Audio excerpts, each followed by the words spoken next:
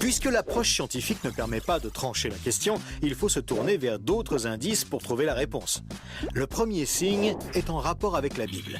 Pour beaucoup de gens, ce best-seller mondial numéro 1 est juste un livre religieux parmi d'autres.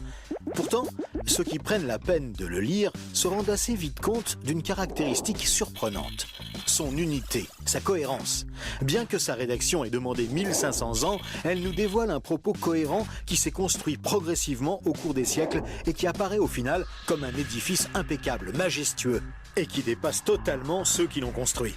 Des premières pages au dernier mot, elle est centrée autour d'un même sujet, la connaissance de Dieu, le Messie et le plan du salut divin pour l'humanité. Pour celui qui ne connaît rien à la Bible, cette affirmation peut paraître un peu fumeuse.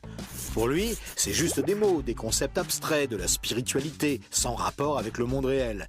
Mais pour celui qui la lit et cherche un peu, l'évidence devient de plus en plus écrasante que quelqu'un, derrière ce livre, au travers de centaines d'épisodes, de miracles, de prophéties et d'événements surnaturels, quelqu'un a construit un message qui nous est adressé.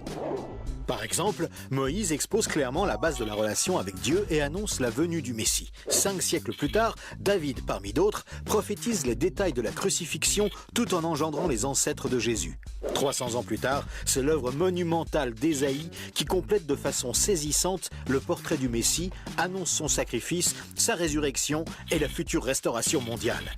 Et c'est comme cela tout au long des 66 livres de la Bible, avec des centaines de détails et révélations surnaturelles. Et cela pose une vraie question.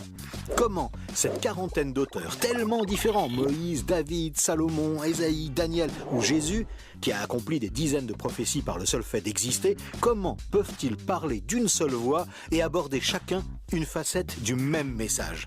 Sans se connaître, ils se confirment mutuellement et construisent le même tableau, un seul tableau immense et qui les dépasse totalement. C'est complètement incompréhensible et impossible à réaliser. Ils ont été chefs d'État, bergers, prophètes ou apôtres. Ils ne se sont jamais connus, ont vécu à des siècles d'écart et sont pourtant en parfaite unité, centrés exactement autour du même sujet. Impossible, n'est-ce pas? Et c'est un cas totalement unique. Ni le Coran, qui ne s'appuie que sur un seul homme, sans antécédent ni aucune confirmation postérieure, ni les écrits hindous, truffés de récits légendaires, ni aucun texte religieux de l'Antiquité n'a ce caractère unique. La Bible seule comporte cette sorte de filigrane attestant de sa véritable origine. Le second signe est lui aussi au cœur des passions les plus extrêmes. Il s'agit du peuple juif. Étrangement, le simple fait de parler d'Israël déchaîne des réactions quasi irrationnelles. Certains veulent son extermination, alors que d'autres le voient comme le paradis sur terre. Mais si on veut bien rester calme et juste considérer les faits, l'histoire, il y a pourtant de quoi s'interroger sérieusement. Comment ce peuple, haï depuis toujours, déporté une première fois, puis revenu sur sa terre il y a 24 siècles, puis déporté à nouveau et dispersé dans le monde entier pendant 17 siècles, comment a-t-il pu survivre? Et comment est-il demeuré un peuple distinct? Aucun autre peuple n'a jamais connu une telle trajectoire, défiant toutes les lois historiques. Comment a-t-il pu reformer un État et même se remettre à parler son ancienne langue? Ça n'est jamais arrivé à aucun autre peuple. Il y a 25 siècles, le prophète Ésaïe posait une question étrange.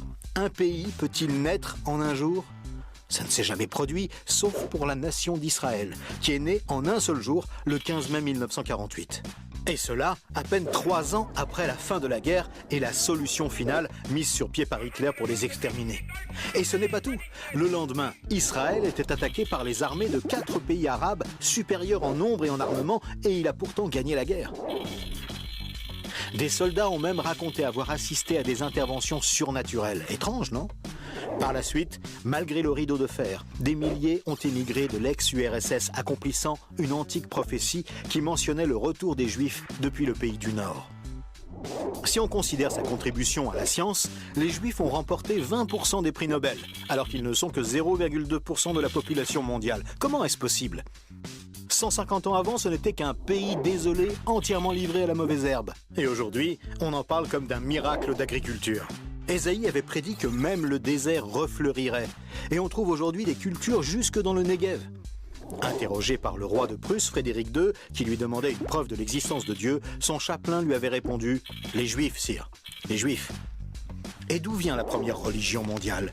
De Jésus, un juif, dont l'enseignement, la mort et la résurrection continuent à impacter en profondeur la société humaine. Évidemment, ce peuple est loin d'être un modèle, et il a souvent sombré dans la corruption. Mais la Bible déclare que Dieu en a fait un signe parmi les nations. Qui pourrait dire le contraire? Pour terminer ce bref survol, une considération d'ordre moral. Encore un sujet tabou et pourtant... La Bible présente le bien et le mal comme des valeurs absolues, des valeurs extérieures à l'homme, qui les perçoit cependant par le moyen de sa conscience.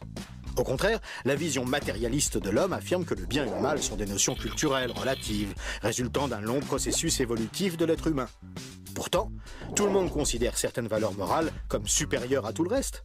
Par exemple, violer une petite fille, massacrer des bébés, commettre un génocide ou laisser quelqu'un mourir de faim sont considérés comme cruels et inacceptables. Même si certains tortionnaires ont affirmé qu'ils n'y voyaient rien d'immoral, nous pensons qu'ils n'avaient pas le droit de faire ça. Mais pourquoi le pensons-nous? Pourquoi pensons-nous que certains préceptes moraux sont supérieurs?